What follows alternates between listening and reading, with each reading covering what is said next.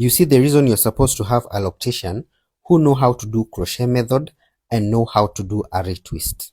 Sasa kama hizi locks zimekawia bila kuhave a proper retwist, and because of that kuna nywele mingi ziko outside the lock. Hii hata na a proper retwist nywele zote hazitaingia kwa lock.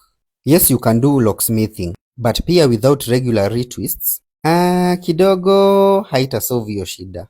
Unaona, after sectioning kuna vile tumekaza hii lock, tumeitwist. So kuna hii nywele yenye imefura hapa.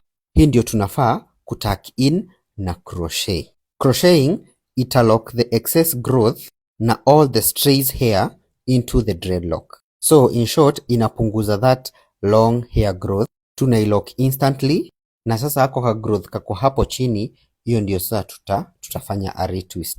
A professional loctician hafai kuacha nywele yako hivyo, and that's why tunaituck in before we do a retwist. This is not crochet retouch. Hii tunafanya bado retwist ama palm rolling method, but hiyo excess growth hiyo ndio tuna crochet before we do a palm rolling.